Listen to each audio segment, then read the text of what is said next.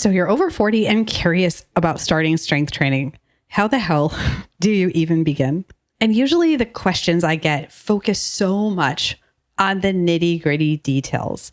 But on this podcast, I'm going to be zooming out to 4 extremely key lessons that you need to focus on that keep the big picture in mind when you are starting out on your strength training journey.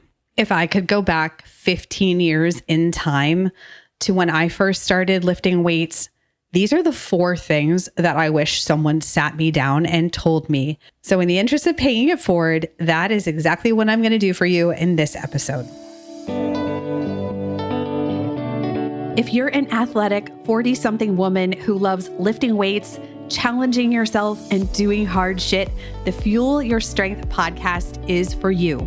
You'll learn how to eat, train, and recover smarter so you build strength and muscle, have more energy, and perform better in and out of the gym.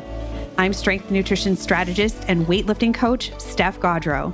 The Fuel Your Strength podcast dives into evidence-based strategies for nutrition, training, and recovery, and why, once you're approaching your 40s and beyond, you need to do things a little differently than you did in your 20s. We're here to challenge the limiting industry narratives about what women can and should do in training and beyond. If that sounds good, hit subscribe on your favorite podcast app and let's go. Hello and welcome back to the podcast. I'm Steph Gaudreau, your host. This is an episode that's going to center on 4 lessons that I wish somebody told me about strength training way back at the beginning when I started. And I'm going to teach you these lessons today through the lens of a very recent skill that I have started acquiring. So I'm going to use an analogy of me learning this other skill and the sort of coaching lessons that I applied to myself. But when I stepped back and thought about it, I thought these also fit extremely well for fitness, especially with strength training. And a lot of women who are over 40, you're trying to improve your athleticism, you're trying to lift for a sport, you know that you want to improve, for example, your running, and you've heard that you should do some strength training as well. Maybe you haven't dabbled in things or you've taken a break and you're trying to get back into it and you're like, oh gosh, this just feels so overwhelming. There's so many little tiny details. In the last episode, I just talked about all the things that people say is cheating when it comes to lifting and all the minutia. And at the end of the day, if I could go back in time, these are the things I wish a coach had sat me down and told me are some of the most important things that I could focus on. I'm here because I'm stubborn as fuck and found a way to make it work and learned a lot of lessons the hard way. And I think there is value in learning through experience because you've made mistakes or you've sort of paid your dues in the school of hard knocks. But I don't think everything has to be that difficult. And I also don't want you to quit too soon because strength training is so beneficial. It's so fucking amazing. And we want it to be something that you do for a long time because it benefits your life in a really positive way. Before we dive in, a couple things. If you're enjoying this podcast, please hit subscribe on your favorite podcast app. It really does help and it sends a signal to the algorithm and to the platforms that people are enjoying this show and other people with similar interests might also like it.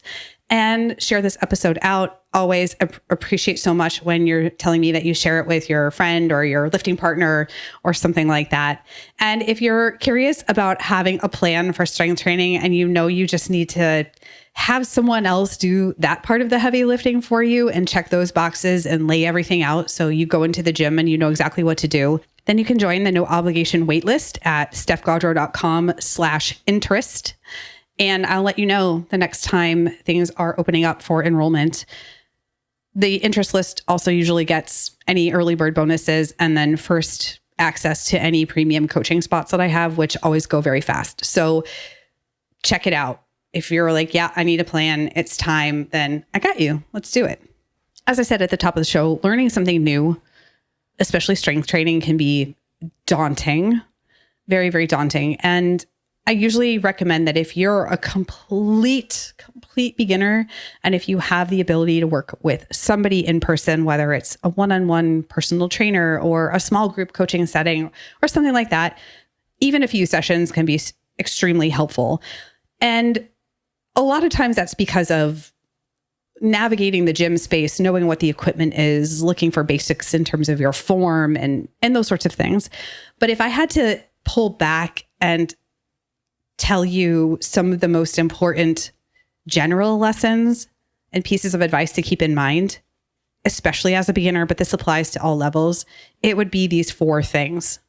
And of my time coaching, and as someone who lifts, and as someone who participates in athletics, these things are extremely important, and they're very much overlooked oftentimes at the expense of technical stuff, like how to pull the slack out of the bar when you're deadlifting, or how to increase your weights with RPE or something like that. That's much more technical knowledge. It is important, but these are the things that I'm going to talk about today that oftentimes lead people to quit. And we don't want you to quit. We want you to keep going. All right, story time. My favorite time. Last June, I was on YouTube. Cannot remember what I was looking at. And earlier I talked about when you're on a platform and you engage with something and it sends a signal, right? Or it pings the algorithm in some way. Like maybe you decided to click on a video of cat behavior and why do cats nibble on your legs when they want your attention or something. And then all of a sudden you go back to your YouTube algorithm and it's packed with cat videos just from that one thing. I honestly cannot recall what I clicked on or what I was listening to, but I saw a video pop up in my feed and the title is Juilliard Jazz Prof Hears Nirvana for the First Time. And I thought, oh, Nirvana. I am a grunge child through and through. I grew up listening to grunge. Grunge is one of my favorite subgenres of music, and there's just nothing like it. And I will say Pearl Jam for me edged out Nirvana by a little bit, but I still remember seeing the video for Smells Like Teen Spirit for the very first time at my grandmother's house on MTV. That is the stuff that's stayed with me. I was talking to one of my longtime BFFs, Becky, today about listening to Weezer's Blue album on the bus on the way home from school in high school and, all that stuff. So I've always loved music. I heard Led Zeppelin for the first time when I was probably 13 or 14. That changed my whole musical world. So I've definitely been into bands like that and have always really liked hard rock, alternative, grunge, heavy metal, and all that sort of stuff. So anyway, when I saw this video for Juilliard Jazz Professor Hears Nirvana for the first time, I thought, what is this? Okay, I'm in. And it was Ulysses Owens Jr., who's an incredible jazz musician, playing the song In Bloom, and he made up his own drum part for In Bloom. And I thought, okay, this is the coolest thing I have seen in a very long time. And I've always been curious about playing the drums and have always loved music of this style. And growing up, my other BFF, Megan, her little brother, Mikey, played drums. They had a band when we were in high school, and I thought that was just the coolest thing. But I never could read sheet music. And in my early 20s, I tried to learn how to play the guitar. I took lessons. They didn't teach me guitar tab. They taught me on sheet music how to read the sheet music, and I couldn't do it, and I quit after about 6 months of lessons. All of this backstory is to tell you that I've always loved music. I've always been keenly interested in music, even though I have no musical background. And when I tried to learn music in the past, I struggled and I didn't stick with it.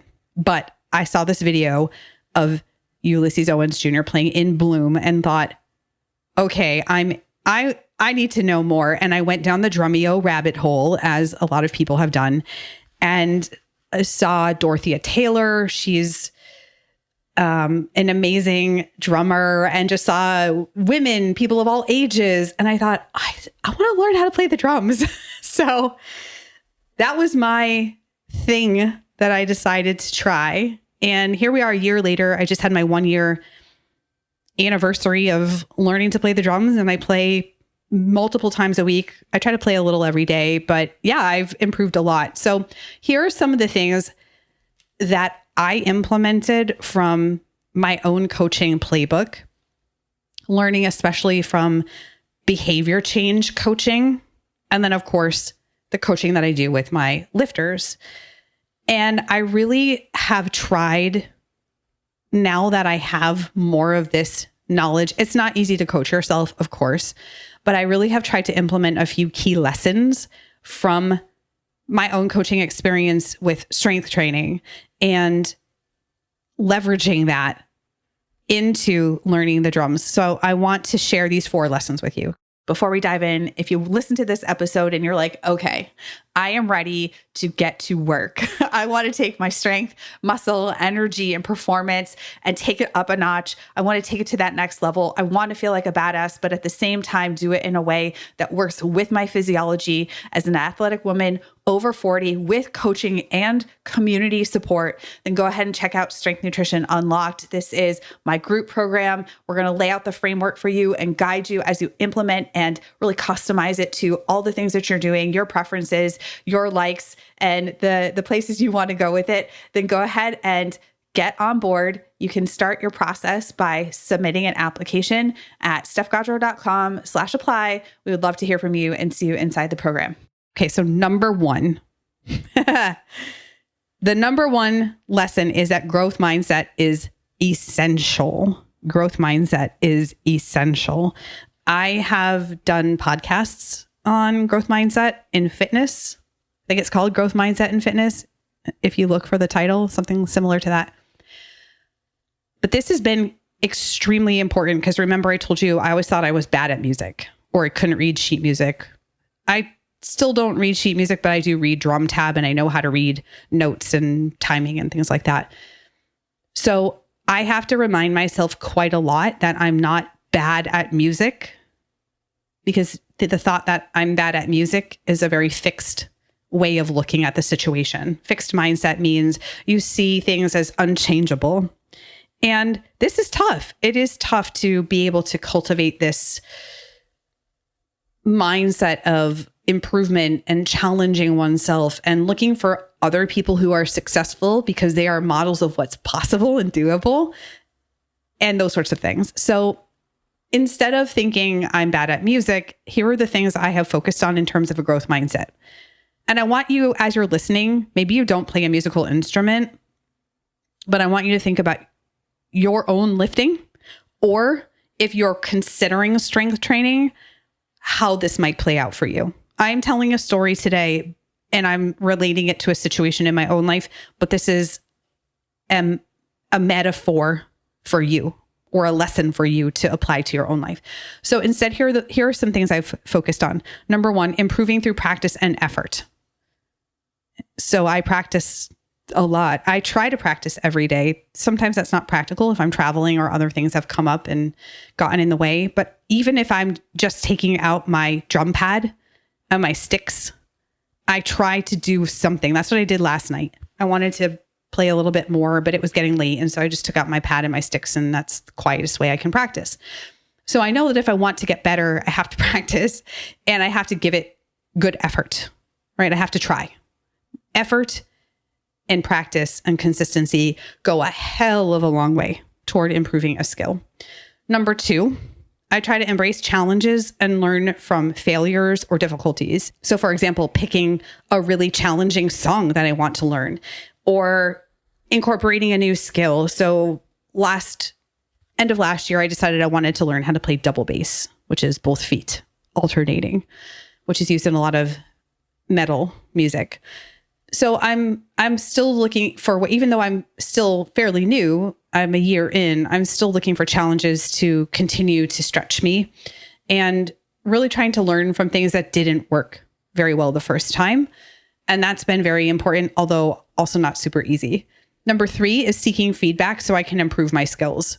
This one isn't always easy, but has been very beneficial. And one of the people I get the most direct feedback from is my drum teacher. So I'll talk about that. But even recently I went to a drum clinic, and Daniel Matson from a band called The Home Team was teaching this clinic. And I had actually played a Home Team song maybe the day before and tagged him in it. And at the drum clinic, he was like, hey, you sent me that video, right? It's like, sounded really good. And here's some ways that you can improve it. And I really just tried to soak up everything he was telling me.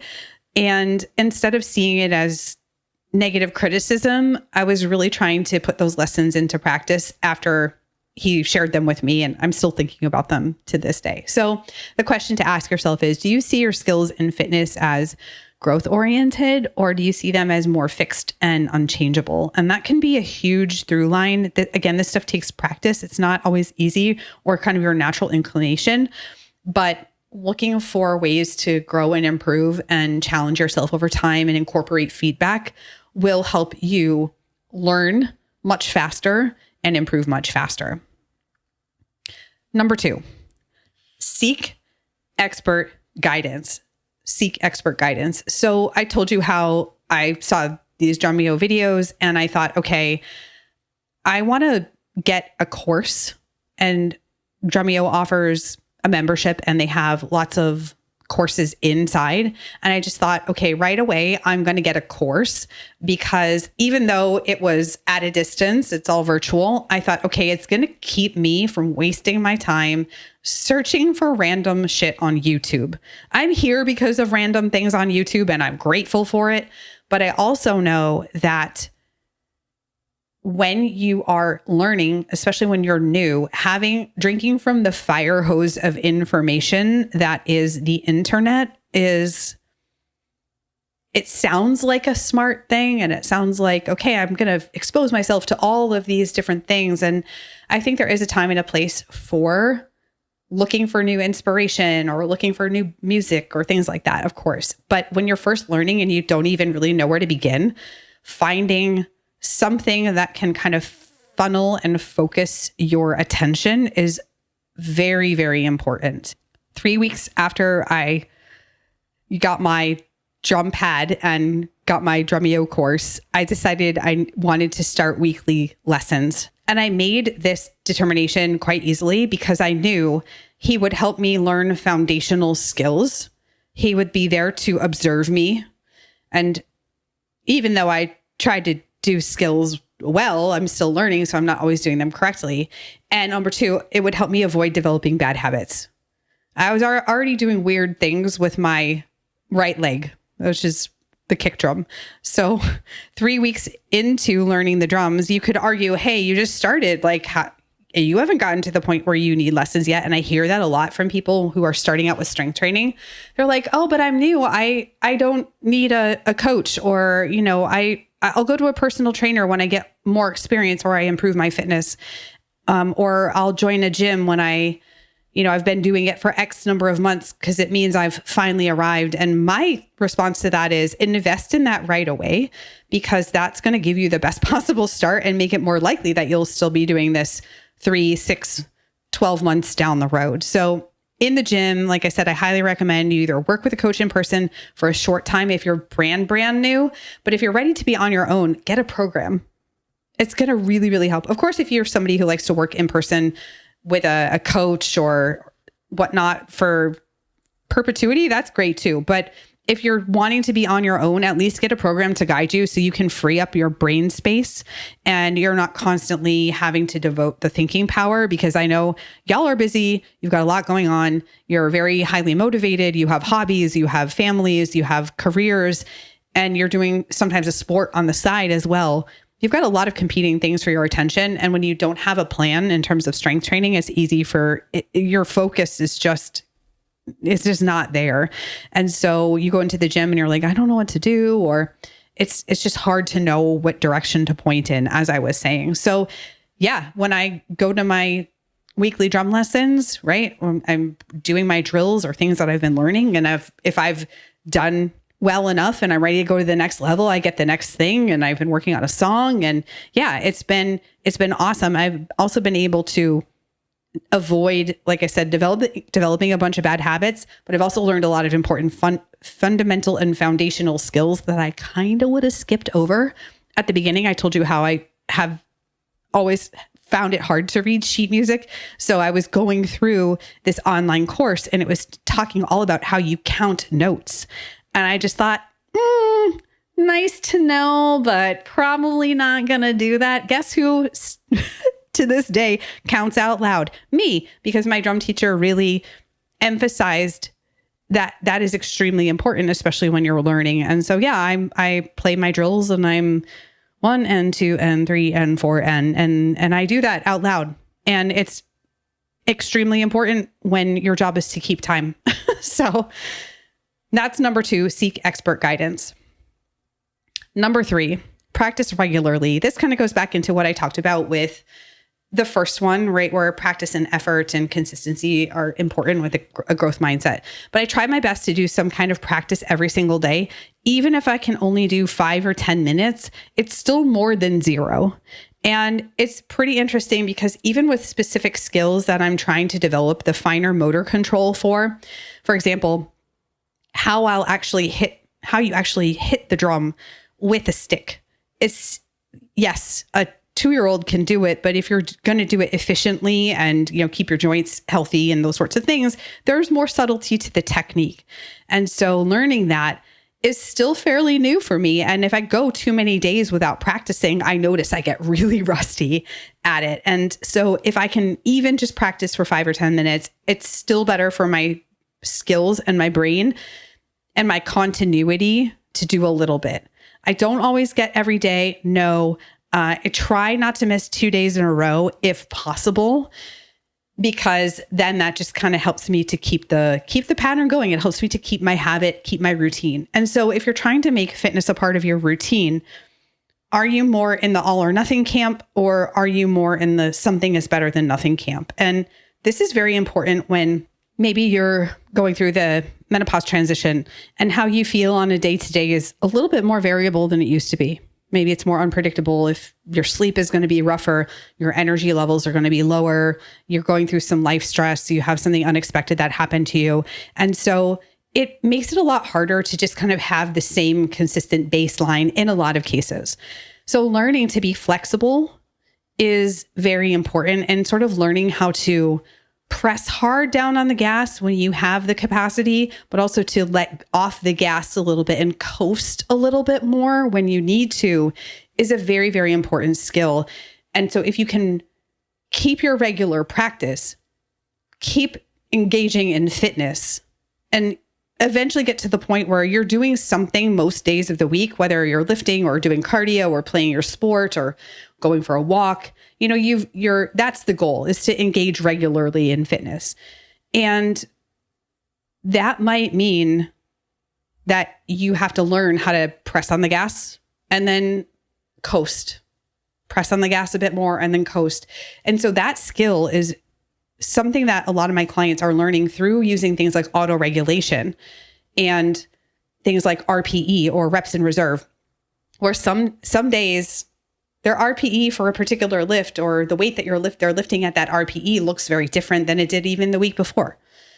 And that's okay, as long as we're staying engaged in the process, and in the big picture, we're staying consistent in that way. So structure, but with flexibility, is vital for regular practice. And at the end of the day, lifting weights, strength training, especially when you're newer, there's a lot of skill to acquire. Even if you're more advanced, hopefully you're still finding ways to challenge yourself. You're trying new exercises, new variations. I mentioned in the last episode, I'm right now doing behind the back deadlifts, which is called a hack deadlift. And it's weird. I'm learning something new, but practice is an important piece of that if we want to maintain our consistency over time. And last but not least, number 4, don't be so fucking hard on yourself. With playing drums, it's been a process to get to this 1 year mark, but I'm also trying to focus on having fun and playing songs that I really enjoy, or playing songs that I grew up listening to. And it brings me so much nostalgia, and it's just a great feeling to revisit that music. And so also having fun is important. It's not just trying to be perfect. And again, this has taken a lot of practice for me. It's taken a lot of grace and self-compassion. I used to stop a lot when I go to drum lessons, and maybe I'd be running through a particular drill and I would make a mistake. And I used to stop a lot, just come to a dead stop and start over. And my teacher is very understanding. And at the same time, there was one day where I kept playing and it wasn't the right notes on the right timing. And he's like, wait, like you kept playing. I have a pretty small drum kit. And so I don't have all the bells and whistles of some of the more famous drummers. And so sometimes I'm reading transcriptions of their songs and I don't have the exact drums and cymbals. And so I just try to stay on the beat. I just make stuff up. My fills aren't always accurate, and that's okay. I just try to stay on beat. So I think the important lesson here is, where are you letting perfect technique or form get in the way of something like adding a little bit more of a challenge, maybe doing a couple more reps or adding a few pounds onto the bar or picking up the next set of dumbbells? How can you find more enjoyment in the process? I think, sometimes we take it really seriously, and it's okay for it to be fun. My friend and colleague Ryan challenged me to see how long I can hang from a pull-up bar one-handed. And I'm going to try it tomorrow when I go into the gym. I have no idea. I have no idea what I'm going to be able to do. But hey, why not give it a shot, right? Have a little bit of fun. Be a little bit less serious. Of course, yes, we want to pay attention. And, when it's time to lift, we're focusing on the task at hand. But sometimes, especially if we're somebody who's a bit more on the perfectionistic side, we want to do things right, we can let that go to a point where we stop having fun, or we're so focused on being perfect that we're afraid to give ourselves that next challenge. And that can really take the fun and the joy out of the process, out of the practice. So it's important to find the fun, to not be so hard on yourself, to remember that you're a learner, to give yourself grace. I'm not going to be somebody who's likely a famous musician playing in a band. I just like to have fun and play music. As it turns out, if strength training isn't not really your thing, but you're doing it, maybe you find ways to make it fun. Maybe you do some outdoor workouts, or you mix it up and you try some new variations of an exercise, or you try that next heavier weight and see what happens. You can always put the weight down. If you're like, oh no, mistakes were made. Yeah, just put the bar down. It's okay. But maybe challenge yourself if you've been holding back a little bit too much because you want it to be perfect before you give yourself permission to move on. So again, these lessons aren't super technical in nature here. We didn't talk about how to set up a bench press correctly or things like that. And certainly that knowledge is important. But if I had to do it all again, or if I could go back and give myself these 4 lessons, or have somebody tell me these 4 things, I think it would have put a lot of things in perspective. And luckily, I'm still here strength training today.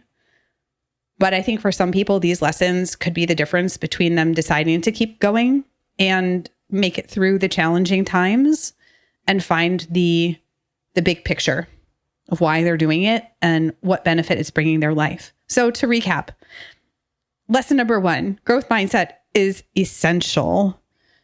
Number 2, seek some kind of expert guidance to keep you focused and keep your attention funneled on the things that matter the most for you. Number 3, practice regularly and remember that even a little bit of practice is better than none, and consistency is the name of the game. And last but not least, don't be so hard on yourself.